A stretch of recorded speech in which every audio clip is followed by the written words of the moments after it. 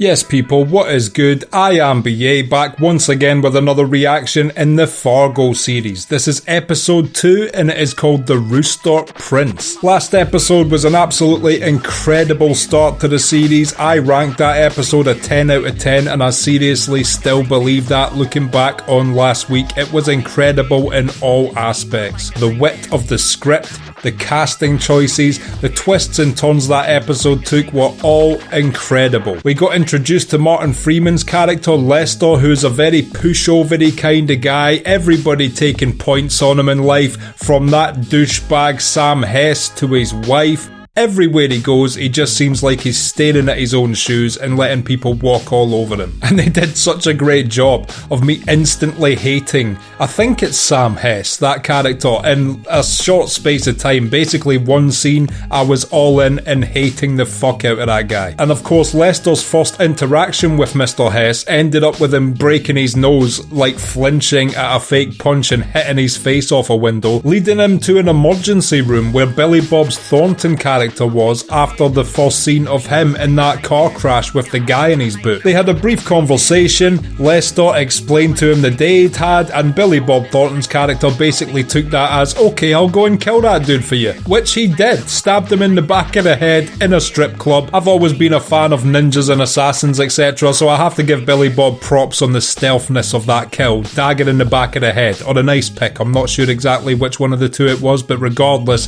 good shot. But then Lester sort of took another twist that I wasn't expecting, because yes, his wife berated him quite regularly, but it's certainly not warranting a hammer to the head, which is what he eventually gave her. Jumped on top of her and made sure she was dead with the hammer. So I don't know where I stand with Lester's character now, because while I wanted to see him stand up to the people picking on him, it would have been probably smarter if he had not in fact hammered his wife to death and just left and told her to go fuck herself. But this caused him to get back in touch with Billy Bob, who we assumed was going to come round and fix the situation for him. What he actually did was get there, shoot the cop in the back who had arrived moments earlier, go into the basement and then disappear, leaving Lester with this fucked up situation to have to deal with. It looked like he was definitely going to get arrested because the lady cop was showing up on top of that, but then he ran into a wall, knocked himself out, and made it look like he was just another victim of the crime scene who had survived. Now, I've seen enough true crime shit in my time to know that that would not have flown in reality, and as soon as he woke up, they would have been like, pretty suspicious how, you know, your wife was hammered to death, the cop was shotgunned to death, and you've got a little bruise on your face, you're fucking arrested. But in the TV show land, I can buy that that was just enough for him to get out of that, perhaps still under suspicion, but not instantly arrested for those crimes. And then the episode ended off with Billy Bob now in a different area of Minnesota, and another police officer played by Colin Hanks pulled him over and he gave him some speech about there being dragons and him to go home to his family, which apparently worked like a charm, and Colin Hanks was so flabbergasted he let him wind his window up and go on his way. And that is where the last episode ended, so I'm looking forward to seeing what happens this week. This is Fargo, Season 1, Episode 2, The Rooster Prince. Let's check it out and see what it's saying to it. No, it's not. It might be. Okay, instantly introduced to 2 more new characters. Do not recognise these guys from the first episode whatsoever. Are these private detectives or something? We're here about Hess. Oh yeah, you want gold. Max gold. Maybe they're just members of the organised crime syndicate that Sam Hess was connected to? There's no library in this town. So one of the guys doesn't speak. He certainly knows the language of Sideburn. He thinks every town should have a library. I agree. Tell him I agree. I also agree with the deaf man. Unfortunately, the internet is sort of depleting the need for a local library.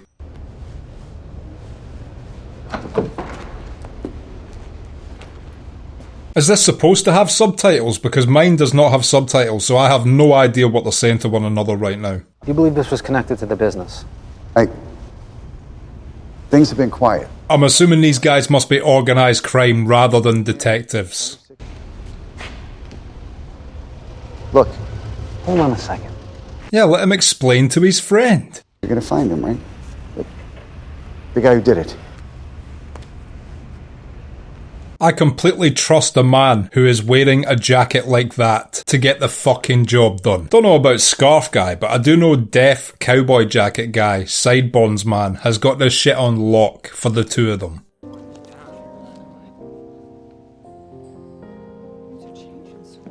How's your head then?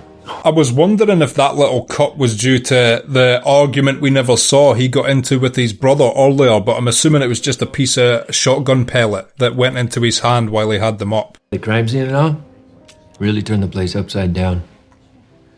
Looking for clues, I suppose. I thought something happened between him and his brother off screen we didn't get to see. I guess a death would cause them to be acting normal regardless, but was I wrong? Did nothing happen between him and his brother? If so, why was his wife berating him as they left their house the last episode?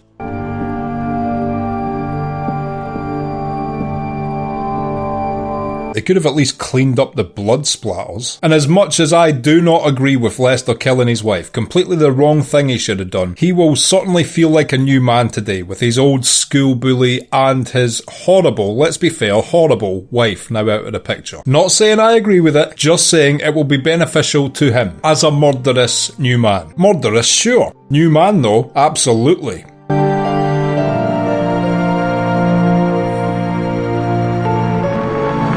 And I feel bad for Lady Cop. She was the only one that seemingly did her job well in the police force last episode, putting two and two together, etc. And she has the most endearing walk whilst in snow I have ever seen in my life. She's like a human penguin. Adorable.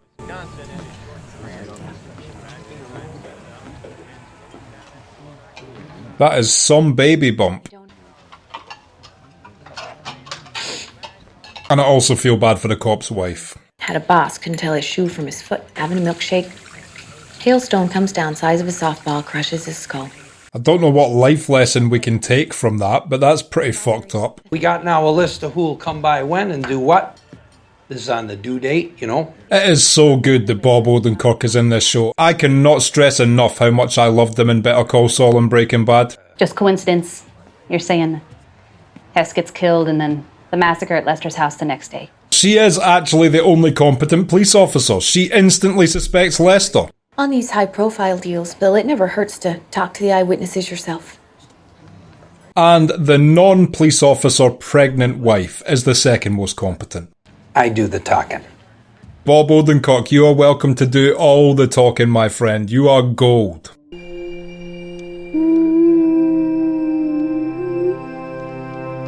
Yeah, Lester wasn't about that life when he did this shit. Billy Bob's Thornton character was a convincing man. Had him believing he was someone else for a few hours, but I think now reality is hitting him hard. Double vision, still. Geez, well, you know, if now's not a good time. No, I was... Bob Odenkirk ready to throw in the towel after a little bit of double vision. And I will say, Lester doesn't look like a man who's really distraught his wife was just killed. But everybody handles, you know, extreme situations in different ways. If I was hit any harder, my brain could have swelled up and leaked right out my ears. Thank gosh that didn't happen. Thank gosh. Remember Chief Thurman coming to the house then? Oh, no.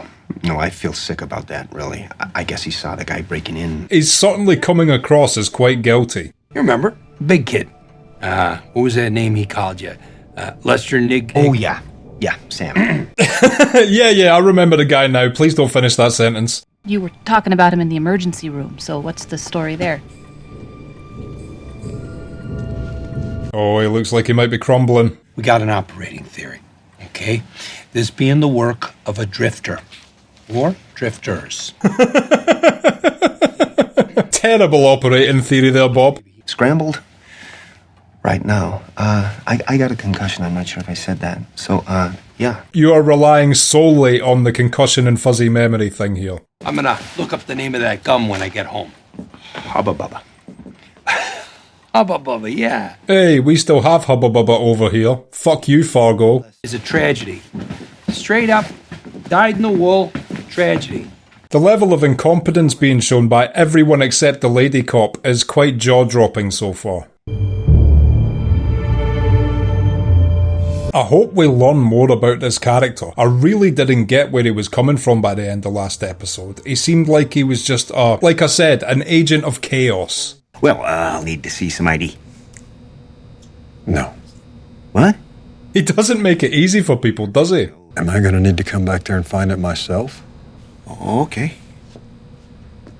I can't believe the way he carries himself works. He is coming across some really pushovery people. If I was Colin Hanks or this male guy, we would be fighting. I'm a minister, apparently. Oh, has he been given a fake ID? You have a blessed day. Instantly getting into character. Missed a spot. I wish I knew more about him, but I really do love the way this character's being written so far. What a mysterious dude.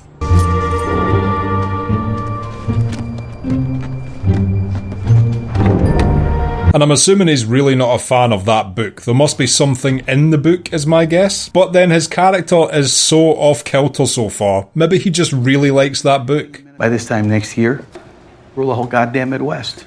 You see my mangoes?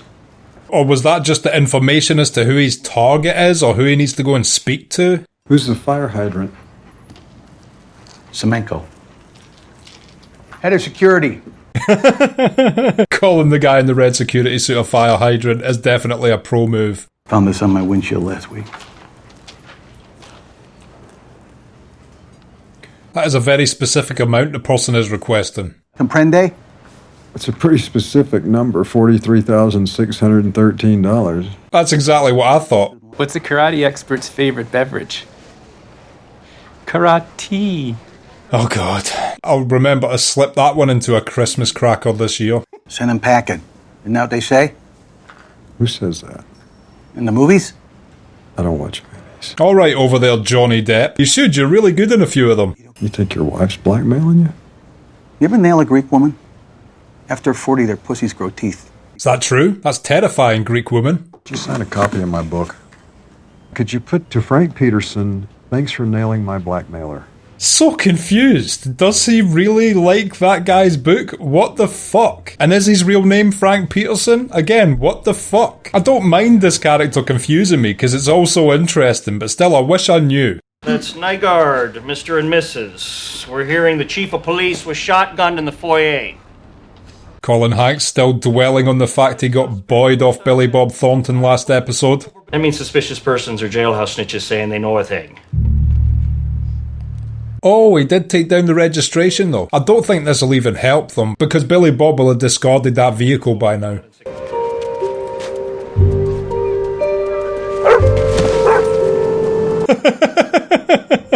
Decent attempt, I guess. Bet your dad would have done it better. He made a pet out of a volleyball. You can't even make one out of a dog. What's it tonight? Over. Looks like burgers, over. And chicken nuggets. This family just love abusing that fucking police radio technology, don't they?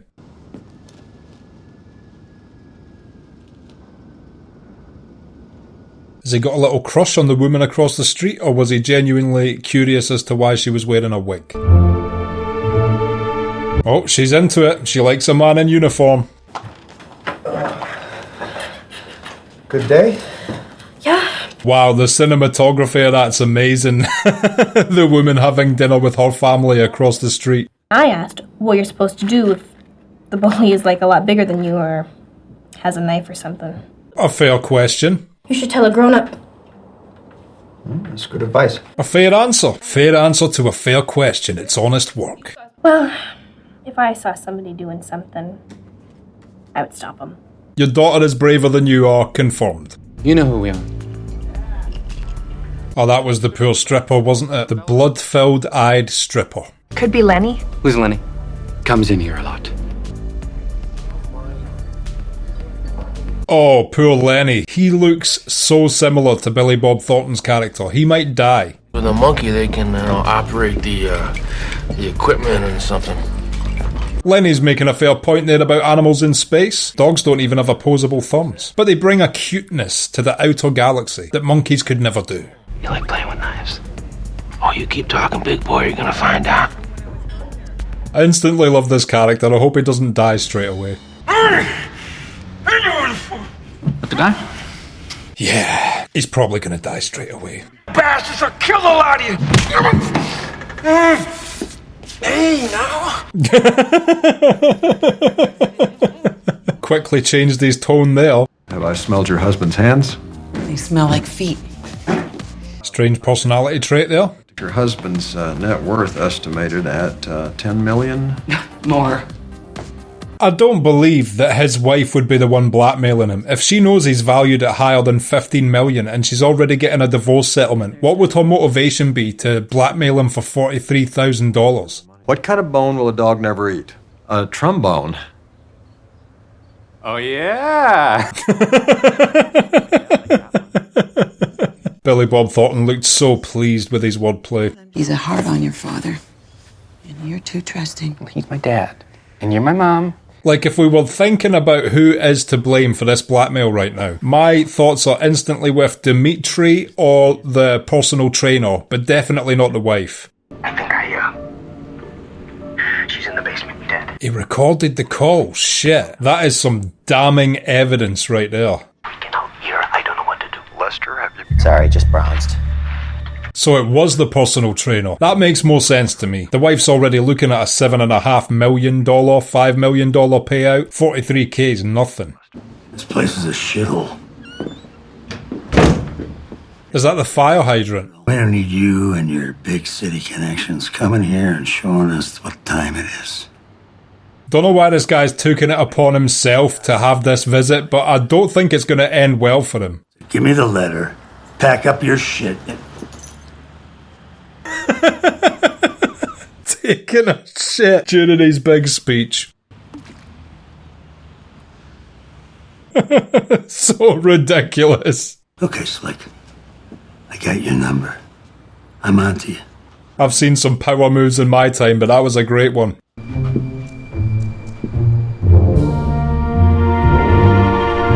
He seems to really know how to win conversations, whether it's by mentioning dragons or taking a shit. He's got all bases covered and wiped. Focus on the break-in angle. Maybe call some other towns, see if they had a similar problem. No, higher. Man, I wonder what is going through her head just now. She must feel like grabbing him and shaking him and being like, "Are you dumb?"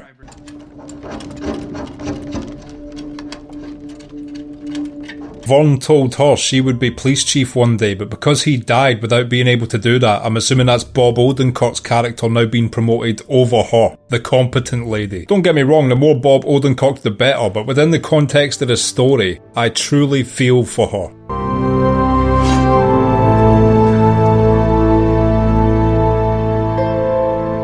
When in the hell did he get a chance to stash the hammer before he knocked himself out against the wall? Did he do that before the cop arrived? Did I miss that? I've been thinking maybe I should sell the place, you know? Get a, what do you call it, a fresh start? Yeah, one of those fresh start things I've been reading so much about. I need something for a wound, I guess you'd call it. I just have a few more questions. Is now a good time? Shit, if she realises that he might have a shotgun pellet in his hand, that would place his positioning on the time of the police officer's death into question. Now, that's not... You're Ungwin. Sir. Nice to see she still keeps the endearing waddle outside of snow conditions. There's this witness saying that you were talking about Sam Hess the day he died, and, you know, then it turns out you and he had differences in the past. She's not even, like, doing great police work. She's doing competent police work. Base level competency, which the others seem to lack. Don't tell you, this was a break-in. You're wasting time talking to me. I'm sorry, I can't help you. But that is incredibly suspicious. If I was her, I would not buy his answers or the way he's acting one bit. Could have put a bit more money into the sign there, Lou. He says that it was a spree, you know, a drifter or, quote, gang of drifters. Yeah, because those drifters always work in teams. The driver has a head injury and maybe went to the emergency room where he talked to Lester about Sam Hess. She's literally put all this shit together single-handedly. She's better than the entire rest of the police force. Hard world at drills and needles. I'm 31, Dad. I carry a gun. I know. Deep down he just wants to keep her safe, but she is an adult and can make her own decisions. If I'm right, savagery, pure and simple. Slaughter, hatred, devils with dead eyes and shark smiles. He's being very poetic about it, but he's not wrong. You need to see what's good in the world. Because if you don't, how are you going to live? But he's basically telling her not to follow up on her instincts or her beliefs just to keep herself safe. And under those circumstances, what's the point of her even being a cop? Lester Nygaard called me, yeah, and he's super upset. Well, yeah, I thought he might do that. Again, quite suspicious behaviour, but also, if it was a guy who'd just lost his life, you would be pissed off if you were being harassed and did have nothing to do with it. Now I gotta take you off the case. I'm gonna make you head of inquiry on that frozen fella. What he doesn't understand is that's sort of putting her on the case, but just in a different aspect. And she's shown herself to be very smart, so she might be able to link the frozen guy back into what she really wants to find out anyway. Breathe the sweet salt air. To live with it. Damn, are they gonna kill this guy anyway? Certainly looks like it. Tie. Take it that's like a drill system to get through the ice on a lake. And lose all sense of time. Quite cool, I've never seen one of these before. To hike over the island to the village. And also, what a horrible way to die. And see the great ships come and go. Oh, wait. Man, have me a ball. Well, rest in peace to that lookalike of Billy Bob Thornton. What a soundtrack to a horrific murder. Okay, and that was episode 2 of Fargo, The Rooster Prince, and I will be back in just a minute with my thoughts on that. So, episode 2, what did I think of that? I seriously hope that this entire show is of this quality, because if it is, I don't know by the end where I'm going to rank it, but it's going to be up there as some of my favourite television of all time. I love the tone, the aesthetic, again the casting choices, even the new characters they introduced this episode with the strange guy who's got his whole grocery store industry and his own book out, and him going through the divorce with his wife, to his weird quirky son, to the security guy, to those two people who showed up from the organised crime syndicate Sam Hess was a part of, the deaf man and scarf guy we'll call them for the time being. This show just seems to be able to pull interesting characters out of nowhere consistently, seemingly very easily, and I'm finding them all so interesting and curious in their own ways, as well as the continuation of the mystery around some of the characters we saw in episode 1. Billy Bob Thornton's character continues to be legendary, but also still very mysterious, from the scene we saw of him at the post office, him getting his package and making a simple package collection turn into basically a death threat, and then when the security guard went to visit him in his room and he just walked past him while he was getting a speech about being off the job, and then just took a shit while death staring him and reading his boss's book. Incredible. And the other thing we saw in this episode, which I feel like was similar to the Fargo movie, was that one lady cop was the only one with her finger on the pulse of what's actually going on, with just straight up ineptitude all around her. I absolutely love Bob Odenkirk, but in this show he's certainly just a dim-witted guy who has failed upwards into the chief position. She definitely deserved that job over him. Vern in episode 1 knew it, but he never got the opportunity to act upon it before he died. But yeah, she definitely knows what's going on, and I don't even see it as a loss that she was taken off the case, because he put her onto the frozen guy, which is directly linked to the overall case, and I believe fully that she is savvy and intelligent enough to get to the bottom of the frozen guy, which will lead her back onto the trail of, the main situation that went down at Lester's house, and Billy Bob showed up there. There's also got to be a point this season where all these paths cross, because Colin Hanks seems to be in his own little world just now at a different police station in a different town, and he has a bit of information which could be crucial to the case. So at some point, I'm expecting him and competent lady cop to in some way align themselves and make friends, and I think together they might get to the bottom of it. That's just my initial guess. I could be way off in that. This show is so left field that you never know from episode to episode where it's going to go. Like episode 3 just could be about them all making friends and deciding to go on a hot air balloon adventure, for all I know. But if we do progress this story, which I'm assuming we will to a certain extent, I do think that Colin Hanks will cross paths with some of the primary characters we're seeing in the other police force at some point. And I even like the wee mini subplot of Colin Hanks liking the lady across the street from him, her flirting with him, then them both having that symmetrical family dinner across the street from one another,